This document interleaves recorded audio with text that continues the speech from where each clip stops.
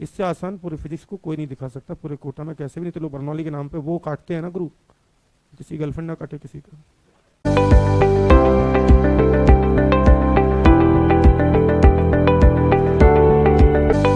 Liquid के लिए लगती है। कोई पूछे कि किस कंजर्वेशन पे बेस्ड है, तो सीधे बता दूं ये वर्क एनर्जी थ्योरम ही है। It is based on conservation of total mechanical energy. ठीक, तो कई बार तो घटिया लोग होते ही पूछ लेते हैं बर्नौली थ्योरम किस प्रिंसिपल पे बेस्ड है। Angular momentum conservation, force conservation. Angular momentum कहाँ से आ जाएगा इसमें? ठीक, मोमेंटम तक तो लिखा नहीं। इट इज बेस्ड ऑन क्या? कंजर्वेशन ऑफ एनर्जी या conservation of total energy. It is based on conservation of total energy.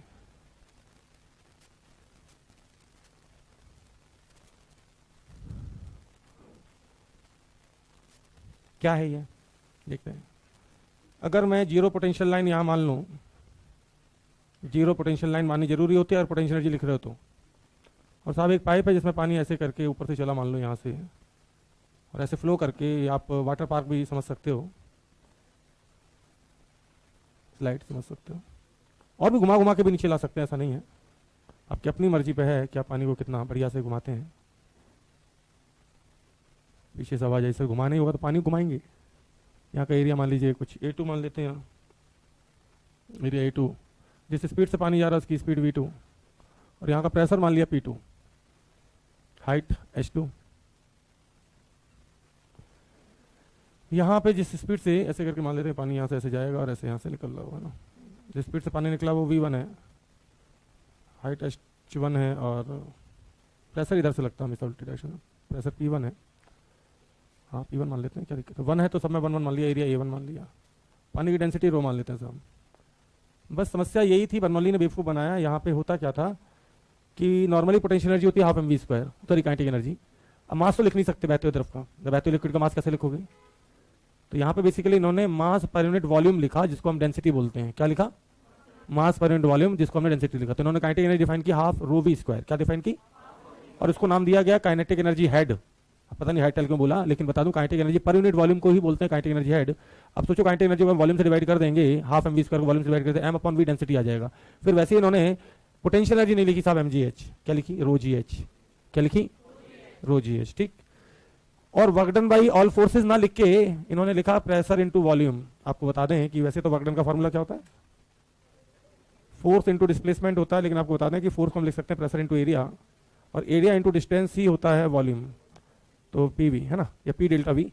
और वर्क भी पर यूनिट वॉल्यूम लिखें तो ये कुछ और नहीं, प्रेशर ही नजर आएगा। क्या नजर आएगा? प्रेशर ही नजर आएगा। दिक्कत, वर्क डन का फॉर्मूला F.dx या F.x, तो वर्क डन को प्रेशर इनटू एरिया सबको पता है, एरिया इनटू डिस्प्लेसमेंट या एरिया इनटू डिस्टेंस होता है वॉल्यूम, और वॉल्यूम से डिवाइड कर दें तो वर्क डन का एक फॉर्मूला आ गया P डेल्टा V बोल दो या P इंटू V बोल दो, और वॉल्यूम से डिवाइड कर दें तो work done per unit volume ही प्रेशर होगा। ठीक, कोई दिक्कत? कोई दिक्कत? ठीक, तो भाई बर्नौली ने जो सवाल दिया, जो थ्योरम लिखी, वो लिखी कि P1 प्लस, बेसिकली P1 नहीं लिख रहा था वो, work done per unit volume लिख रहा था, प्लस ρgh1, ये क्या लिखा इसने? ये पोटेंशियल एनर्जी लिखी है, प्लस हाफ ρv1², ये क्या लिख दी? बोले ये कांस्टेंट है, ये कांस्टेंट है। बोले किसी भी पॉइंट का प्रेशर प्लस ρgh प्लस इनका जो इफेक्ट है, सब कांस्टेंट। ठीक, अगर वैसे लिखना हो तो क्या लिखेंगे? P1 प्लस ρgh1, कोई ρ1 मत लिख देना, कोई डेंसिटी सेम है, प्लस हाफ ρv1² बराबर क्या? P2 प्लस दूसरे पॉइंट के लिए ρg हाइट है H2 प्लस हाफ ρv2²। ठीक, तो this is called Bernoulli's theorem. क्या बोलते हैं इसे? लेकिन फिर से मैं एक चीज याद दिला दूं, मैंने कुछ एक आध बैच में दिखाया भी था कि अगर मैं यहाँ पे P1 P2 इक्वल ले लूं, क्या ले लूं? मैं हमेशा जानता हूं कि ग्रेविटी भेदभाव नहीं करती। क्यों करे? पढ़ी लिखी क्या? ये मार्कर गिराऊं या एक आदमी को छोड़ूं या एक बॉल छोड़ूं, सबका एक्सेलरेशन कितना? जी, force mg divided by m, acceleration g, zero नहीं, स्लिप हो गया। ग्रेविटी को तो नहीं पता पानी नीचे आ रहा है कि गेंद नीचे आ रही है कि आदमी उसके साथ चल के नीचे आ रहा है। और अगर ऐसा नहीं है तो साहब मैं v² बराबर e² प्लस 2gh कहीं भी लगाऊंगा, 10th क्लास। v² बराबर e² इनिशियल वेलोसिटी बराबर प्लस 2g डेल्टा h भी लिख सकता हूं मैं, डेल्टा h का मतलब हाइट का डिफरेंस। ठीक, तो देखो जरा यही तो लिखा है यहाँ पे, तुम देख नहीं पाए बस। तुम्हें लगता है बर्नौली अलग, वर्क एनर्जी थ्योरम अलग। मैंने कल ही प्रूफ किया था वर्क एनर्जी थ्योरम और v² बराबर e² प्लस 2gh सेम है।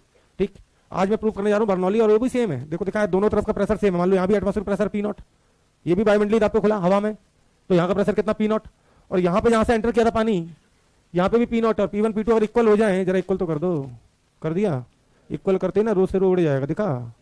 तो अब पता क्या दिख रहा है मुझे, V2 स्क्वायर, ये दो जो है ना नीचे वाला, ये ऊपर चला जाएगा, तो V2 स्क्वायर बराबर V1 स्क्वायर प्लस 2G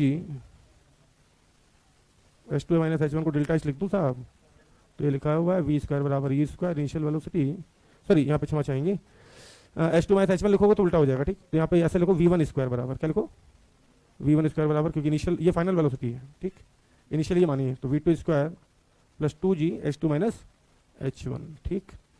इससे आसान पूरे फिजिक्स को कोई नहीं दिखा सकता पूरे कोटा में, कैसे भी नहीं, तो लोग बर्नौली के नाम पे वो काटते हैं ना ग्रुप, किसी गर्लफ्रेंड ना काटे किसी का। आजकल की तुम्हारी लेटेस्ट भाषा ही चल रही है, काटना, काट दिया। तो आपको बता दें कि 100 में से 90 सवाल तो मैं बिना बर्नौली के उड़ा दूंगा, क्योंकि मुझे भी पता है कि सब पानी के साथ ग्रेविटी भेदभाव नहीं करती, ठीक। पहला सवाल आई एडोफ से, जाओ चेक कर लेना, खोलना और चेक कर लेना, लोगों के सॉल्यूशन भी मौजूद है मार्केट में, ठीक। किस किस के हैं बुक सेलर बता देगा, मैं नाम नहीं लेता किसी का। अब लोग कहते थे एडोफ बहुत कठिन किताब है, मैं घंटा करने की तमीज नहीं तुम्हें, कठिन तो साइकिल चलाना भी था, चलाने की तमीज नहीं थी, कठिन था। कठिन तो उस समय साहब मेरे लिए चलना भी था जिस समय मैं चल नहीं पाता था, और कठिन मेरे लिए पहली बार उठ के बैठना भी था जिस समय मैं पैदा होने के 6 महीने तक सिर्फ लेटा था। याद करो बच्चा पहली बार बैठाया जाता है ना, इधर से तकिया सपोर्ट देके थोड़ा ऐसे से हिलता है, और थोड़ी देर बाद पता क्या होता है, हिलते हिलते हिलते पता नहीं कौन सी टैक्स में लुढ़क गया। कहने का मतलब उस बच्चे के लिए वो बैठना ही स्ट्रगल है। दुनिया में कोई भी काम टफ या आसान नहीं होता, हमेशा याद रखना। ये वजन भारी नहीं है, हमारी स्ट्रेंथ कम पड़ गई आज, कल फिर लौटूंगा तब बताऊंगा तेरी औकात तुझे। वजन भारी नहीं था, हम बस अपनी प्लानिंग के तहत नहीं आए थे। वो पेपर टफ नहीं था जहां तुम स्कोर नहीं कर पाए, तुम उस दिन कमजोर थे, क्योंकि उसी पेपर को लोगों ने औकात दिखाई 720 में से 720 लाके। They are also humans. तो ऊपर से 4 हाथ लेके देवी मां प्रकट नहीं हुई थी, तो पेपर टफ कैसे हो सकता है? तब तो मैं तब मानता जब कोई नहीं कर पाता सर। ठीक है, तो पहला सवाल मैं आपको देता हूं, और ये विनम्र निवेदन करता हूं कि आप में से कोई भी फ्लूइड नहीं सोचेगा। बस इतना बता दो कि इस बॉल को अगर मैं यहां से वेलोसिटी V0 देता, V0 तो कितनी हाइट तक जाती? मैं बता देता हूं, H बराबर V0 स्क्वायर बाई 2G। हाँ या ना? कितनी हाइट तक जाती? V0 स्क्वायर बाई, पक्की बात? ठीक, यही सवाल है एडोफ का, ठीक। लेकिन बनाया कुछ उन्होंने ऐसे कि लोगों को लगा भाई एडोफ गजब किताब है, सॉल्यूशन मार्केट उपलब्ध है, आप देख सकते हैं, ठीक। कहते हैं रिवर फ्लो कर रही। अच्छा एक चीज बताओ, छोड़ो, तो एक चीज पूछते हैं, एक पार्टिकल को मैं यहाँ से 0 वेलोसिटी से लुढ़का दूं, 0 से लुढ़का दूं, अभी ट्रैक कैसा भी ऐसा वैसा वैसा हो या यूं यूं यूं करके बना हो, जब यहाँ आएगा h हाइट नीचे, तो इसकी वेलोसिटी कितनी होगी? √2gh। कितनी होगी? चाहे वो पार्टिकल हो और चाहे वो पानी हो। और यही वजह है वेलोसिटी ऑफ इफ्लक्स छेद करने के बाद कितनी आती है मुन्ना? √2gh। याद आया कुछ? ठीक, इसलिए उसके बाद फिर उसका नाम दे दिया स्टोक्स लॉ, पता नहीं कौन चला था वहाँ, वेलोसिटी ऑफ फ्लक्स। ये कोई साइंटिस्ट था, टर्बुलिन पता है, टॉर्सलिन, ऐसा लगता है वैक्सीन की याद दिला रहा है, टॉर्सलिन, ठीक। तो पहले क्लियर बोल दूं कि हमें अगर फ्लूइड आसानी से सीखना है तो फ्लूइड को फ्लूइड ना समझें, क्योंकि ग्रेविटी को नहीं पता ये फ्लूइड है। मिटा दूं, पूरे मिटा दूं क्या? हाँ बचा क्या? P1 बराबर P2 तो लेना तुम्हें। और ये प्रिंसिपल ऑफ कंटिन्यूटी ये कुछ है नहीं, जितना आ रहा उतना। अब बर्नौली किस प्रिंसिपल पे बेस्ड है? कंजर्वेशन ऑफ टोटल एनर्जी या टोटल मैकेनिकल एनर्जी। अब यहाँ पे बर्नौली के कुछ इफेक्ट हैं, हेडिंग डालें, effects of Bernoulli. Effects of Bernoulli, एडोफ का सवाल रह गया है ना, इफेक्ट्स ऑफ बर्नौली भी करा देते हैं। Effects of Bernoulli's theorem, effects of Bernoulli's theorem, इस पे ऑब्जेक्टिव सवाल बहुत सारे बनते हैं। इफेक्ट्स ऑफ बर्नौलीज थ्योरम, ठीक, याद रखिएगा, जैसे मैं भूल मुझे याद दिला दें सर वो एडोफ वाला सवाल, ठीक। नहीं तो हेडिंग नहीं होती, पहले सवाल होता। पहला इफेक्ट किसी बुक में एनसीईआरटी शुरू करो और आप एडवांस लेवल तक की किताब पे चले जाओ, जो पहला इफेक्ट होता है वो होता है तेज हवा के कारण टिन की छत का उड़ना, या आंधी आ जाए, आंधी से ज़्यादा तेज और तेज कोई बवंडर आ जाए तो डेफिनेटली कार वार भी उड़ जाती है। अब मुझे ये नहीं समझ में आता है कि भाई उड़ाने के लिए तो mg को न्यूट्रलाइज करना पड़ेगा, ऊपर तरफ फोर्स चाहिए। तो ऐसा क्या होता है, एक दिन मैं देख रहा था कि ऊपर छत पे मेरी कुर्सी रखी थी, आंधी आई तो कुर्सी एकदम से उड़ने लगी। तो मैंने महसूस किया कि जो ऊपर की एयर थी कुर्सी की वो ज़्यादा तेज चल रही थी, जबकि नीचे वाली एयर जो है उतनी स्पीड से नहीं चल रही थी। और इसी प्रिंसिपल पे आप फ्लाइट तक टेक ऑफ करा देते हैं, ठीक, इसी पे जो फ्लाइट है वो टेक ऑफ हो जाती है। हेलीकॉप्टर भी इसी प्रिंसिपल पे टेक ऑफ होता है, वहीं से खड़े खड़े बिना रनवे पे भागे। क्या होता है, ऊपर पंखा चलता है तो ऊपर वाले पार्टिकल्स या ऊपर वाले एयर की वेलोसिटी बढ़ जाती है, और बढ़ते बढ़ते अब ये बात पक्की है कि मैं ये सोचूं कि सेम लेवल पर तो रो जी एच हटा देते हैं, रो जी एच को हटा देते हैं, हाइट का डिफरेंस ना मानूं तो p plus half rho v square बराबर constant, p plus half rho v square बराबर कांस्टेंट। कहने मतलब जहां वेलोसिटी ज्यादा होगी वहां काइनेटिक एनर्जी कम होगी, जहां काइनेटिक एनर्जी कम होगी वहां का प्रेशर, काइनेटिक एनर्जी ज्यादा होगी तो वहां का प्रेशर कम होगा। उल्टा बोल गया, वेलोसिटी ज्यादा तो काइनेटिक एनर्जी ज्यादा, काइनेटिक एनर्जी ज्यादा तो प्रेशर। तो जैसे ऊपर पंखा चला बहुत तेजी से तो होते होते प्रेशर कम होना शुरू हो गया, जबकि नीचे वाला प्रेशर जो हेलीकॉप्टर के नीचे है वो एयर तो उतनी तेज चल नहीं रही क्योंकि इफेक्ट ऊपर ही है, तो नीचे का प्रेशर तो वही एटमॉस्फेरिक प्रेशर पुराना वाला, और ऊपर का प्रेशर कम होते होते जैसे प्रेशर डिफरेंस हेलीकॉप्टर जैसे भारी चीज के एमजी के बराबर हुआ वैसे वो हेलीकॉप्टर वहां से टेक ऑफ कर गया। किसी ने नीचे से आकर उठाया नहीं था, ठीक है, हल्का नहीं आया था, उठा दिया, ठीक, कुछ नहीं हुआ। पंखा चलने से आखिर हुआ क्या, प्रेशर ऊपर का कम क्योंकि काइनेटिक एनर्जी ज्यादा या स्पीड ज्यादा, और उसी के नीचे बस एरोप्लेन हेलीकॉप्टर ये ऊपर की एयर और उसके हेलीकॉप्टर ठीक नीचे की एयर और मैं महसूस करूं तो वहां पे प्रेशर उतना कम नहीं हुआ होगा, एटमॉस्फेरिक प्रेशर के बराबर ही रहा होगा, ठीक। पहला एग्जांपल। दूसरा एग्जांपल सन ऑफ सरदार में आपने देखा नारियल बाहर फेंका और लौट के फिर से वहां आ गया, या आप कभी स्लीपर क्लास में जा रहे हैं और कोई पान खाने वाले भाई साहब आगे बैठे तो बेचारे थूकते तो बाहर हैं लेकिन थूक पीछे वाले पे पहुंच जाता है, ठीक।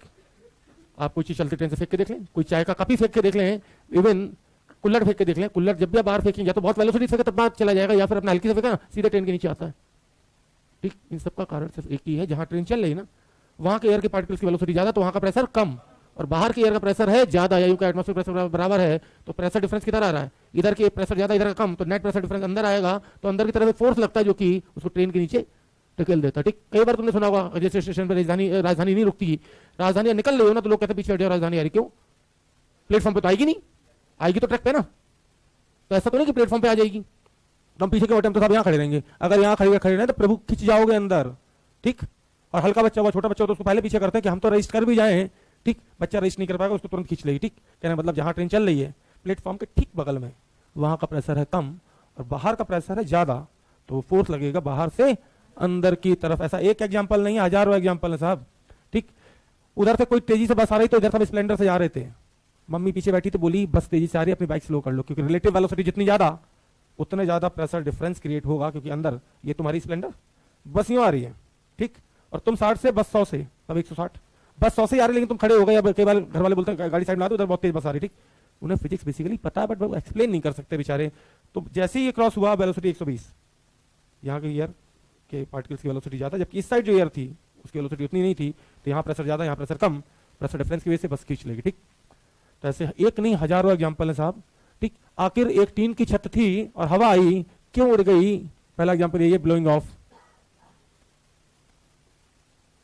ये सदियों से पुराने से चला रहा है, जब मैं पढ़ता तब भी था, tin roofs due to wind storm, due to wind storms. बनाने वाले इस पर कितने भी सवाल बना सकते हैं। ये रही साहब आपकी टीन की छत, घर बंद है आपका तो अंदर की एयर तो रेस्ट पे ही है, तो अंदर का प्रेशर पी नॉट, घर बंद है आपका, कल खुल को तो आदमी रहता नहीं, आंधी आती तो वैसे ही बंद कर लेता है, ठीक। अब बाहर की जो एयर है इसकी वेलोसिटी हल्की फुल्की वेलोसिटी में नहीं उड़ती, आपने देखो जब वेलोसिटी तेज आंधी आती तभी उड़ती है, ठीक।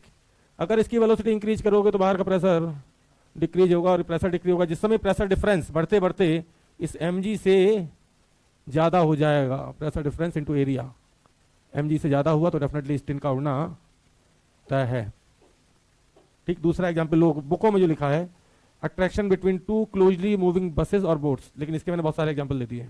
Attraction between two closely moving, opposite direction में है तो और ज्यादा अट्रैक्शन होगा, ठीक। इसका पहला एग्जांपल मैंने दिया, ट्रेन प्लेटफॉर्म से निकल ली तो वो सन ऑफ सरदार, नारियल घूम के वापस लगा सर खोपड़ी में, क्लोजली मूविंग बसेस और कुछ जगह पे बोट्स। तुमने सुना होगा कि एक बच्चा चलती ट्रेन से उतरा, पैर कट गए साहब, तो चलती ट्रेन में ऐसा क्या था कि पैर कट गए, एक्चुअली वो प्रजाति है जिनको अपनी जान सबसे ज्यादा प्यारी होती, नहीं तो चाय वाले वेंडर वाले डेली उतरते हैं साहब, और किसी कट जाए ये कैसे उतरते हैं पता है, ट्रेन चल रही है, इन्हें ये तो सिखा दिया उनके घर वालों ने कि जिस डायरेक्शन में ट्रेन उसी डायरेक्शन में उतरना है ताकि रिलेटिव वेलोसिटी कम रहे, तो आप धार से मुंह पे नहीं गिरोगे, ठीक। ये नहीं सिखाया कि गुरु बर्नौली इफेक्ट भी मारेगा तुम्हें, तो जब भी ट्रेन से उतरना पहली चीज तो ट्रेन पर उतरेना, और अगर इमरजेंसी पड़ जाए तो इतना फोर्स लेके उतरे कि वो जो pressure difference into area current जो अंदर की तरफ फेंक रहा है ना उसको ओवरटेक कर पाए, तो प्लेटफॉर्म पे गिरोगे ज्यादा हाथ पैर खरोच आएगी, ठीक। कहने मतलब उतरते समय मैंने चाय वाले को खूब ऑब्जर्व किया, वो जब भी उतरते हैं ना खट्ट से इधर से फोर्स देके तब छोड़ते हैं ट्रेन को, ठीक। और जिन्हें लगता है ट्रेन रुकने वाली, उतर जाए, ओ ओ अंदर। एरोप्लेन के टेपर्ड विंग्स या पक्षियों के तिरछे या टेढ़े पंख, ये भी इसी का एग्जाम्पल है साहब।